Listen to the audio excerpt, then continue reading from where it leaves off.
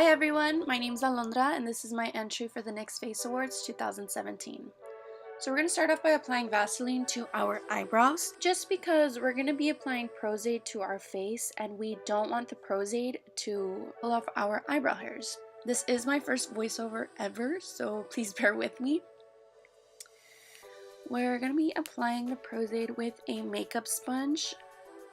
You want to apply it wherever you're going to apply the prosthetic, and you want to wait for it to get clear so you can apply a second layer just to ensure that the prosthetic isn't going to move. I'm going to be putting these zombie prosthetics that I bought at the Friends Beauty store in California. You just want to lightly tap on it just to make sure that it's on where you want it to be on. And if you get any creases or anything like that, you can just lift it up and put it back on. Just be very careful. We're going to be doing the same thing to the other side, applying the Pros-Aid, waiting for it to clear, applying a second layer, and applying the prosthetic.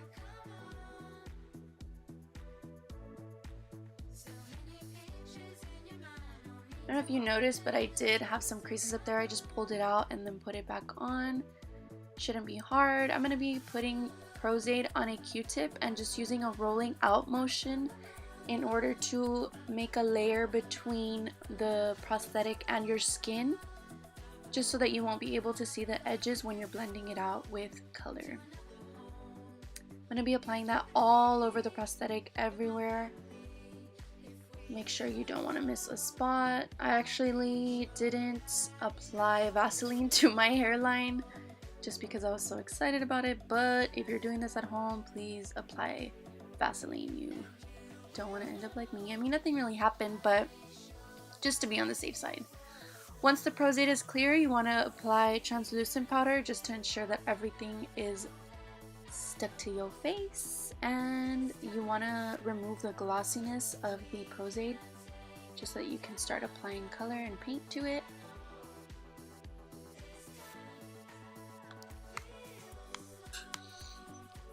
Once you put on enough translucent powder, you want to start applying color to your prosthetic so that it doesn't look like a big yellow blob on your face.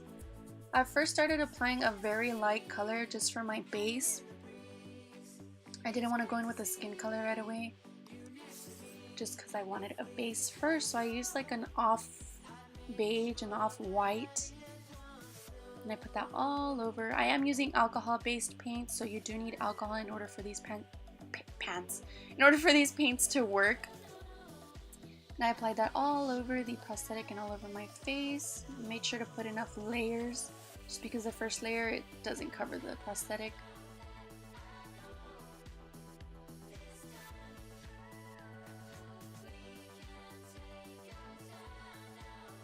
I then went in with a skin tone color just to bring some life back to my face.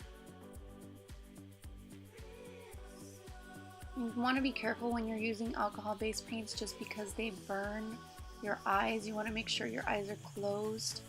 I just kept mine open the entire time just because I really wanted to see what I was doing and where I was putting the color. But these paints do burn your eyes a bit. Just a warning. I just kept applying the skin tone color wherever I wanted it to be, and I noticed that the makeup sponge wasn't quite getting all of the ridges of the prosthetic, so I then went in with a Q-tip and got the color and made sure that all of the prosthetic had the color that I wanted it to have. Once I was content with that, I went in with my Anastasia palette and used the color Noir, I believe that's how you pronounce it, just to create some depth inside the eye. I want to make it look dark and creepy. We want to make sure that it looks hollow like a zombie does. I am actually going in with a very light hand just because it's better for you to start lightly and then move on to heavy colors, heavy and dark colors, because you don't want to start off real heavy and then you mess up and you can't go back. So it's better just to start off light. Once we are content with how light the eyes are, we want to go onto the sides of the temples. Again, going in with a very light hand just to it's kind of like a blueprint of what it's gonna look like once you apply the really dark colors. And then I'm going to go in with these 2 shades of red. These are alcohol-based paints, so again, be very careful when you're applying this near your eyes. I just didn't want it to be plain black in the eyes because I didn't really like how it looked, so I applied these red paints. And I liked how it looked. It was okay. I then went in with these. Oh, okay, I used a lot of colors there. But I do want to apologize in advance. My camera died about 4 times while I was recording this, and I had to take off the camera, put the camera back on. And so I guess when I put the camera back on to record again, I didn't pay attention to how I looked on camera. So I do want to apologize for the quality, but what I did was I just applied a brown color to my forehead. Just wanted to create some depth there, and then I went in with a darker shade of black, and I'm creating more depth inside the on the ridge of the prosthetic. I do want the eyes to look a little more hollow, and we are going darker, light to dark. That's what we're going for. So we want to kind of create a gradient effect. You want to blend the colors that you are applying. And I did go in with some black in like where the eyebrows are, where the prosthetic is, just to create that mean look on the zombie. Did also go in on the temples with that black just to make it darker. And then I went in with a cream colored paint just because I feel like I put too much black. You see, it kind of creates a shadow, kind of like a highlight. So that's what I did. I don't know why I said shadow. So from now we're gonna be applying some, well, I attempted to make it look like veins. We're then gonna contour our cheeks just to make our cheeks look very hollow because we are dead. I'm then taking this product called 3rd Degree. You have to mix equal parts of A and B. And after that, I'm creating some wounds, kind of like rotting skin, I guess you could say. Just apply that and kind of wait for it to dry a little bit.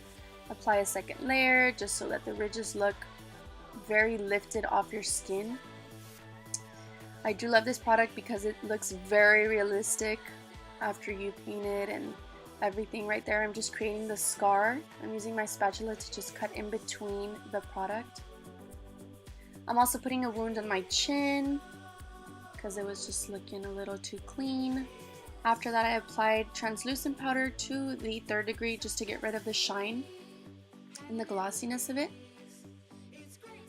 Once we applied enough translucent powder, I'm going in with a skin toned color, then with a reddish, kind of like a reddish brownish tone, just for a base for our wounds. I also put that in between the scars just so that it wouldn't look clear. We then went in with a darker reddish brownish color just to create depth on the outside of the scars. We don't want it to look too perfect, just red there. And then the wounds were looking a little too clean to me, so I applied a little bit of black on the outside of the wounds just so that the wound looked like it was infected and spreading out. I then used my alcohol paints to make my chest look very dirty. I used a mixture of brown and black colors. These are also alcohol-based paints, so whenever I applied it, it looked very harsh to me. So I just sprayed alcohol onto my hand and just rubbed it into my skin just so that it didn't look too harsh. I'm then applying 3rd Degree to my lips. We are going to be mixing equal parts again of A and B and just applying this. I believe I applied about 3 or 4 layers to both my top and bottom lip, just because we are going to be applying pins to our lips and we don't want to pinch or to stab our actual lips, which I did several times, but it's okay. You gotta do what you gotta do. So here I am just really trying to get the pins. It was actually very difficult and I did it several times. Not gonna lie, it took me several times to get the pins actually to stick where I wanted them to stick. So yeah, that's what I'm doing here. And if you do end up trying this at home, please, please, please be careful when applying the pins to your lips, because like I said, I did pinch myself several times. Just be very careful. And when you're applying the pins to your lips, you want to do it very slowly, because the 3rd degree is very, how can I call it? Sensitive, I guess, because if you are pushing too hard, you can lift up the 3rd degree and it won't look realistic anymore. So after this, after you're done applying the pins to the lips and you're content with them, you want to go in with a makeup sponge and alcohol-based paints just to bring some color back to your lips, because they are like a clear, glossy kind of color. So I did apply a reddish color to them just to bring some life back to them. I'm then taking, excuse my hand, I'm then taking liquid blood and applying that with a brush to my nose. On my nose, just to make it look like I'm bleeding from my nose. This does help the look a lot. It really helps it come together. Once you are content with how much blood is coming out of your nose, well, I didn't think I would ever say that in my life. But once you're done with that, you want to apply some of Ben Nye's Fresh Scab to the wounds just to make it look a little more realistic, more 3D. But yeah, that's the look. Thank you guys so much for watching. I hope you all enjoyed the video. Bye!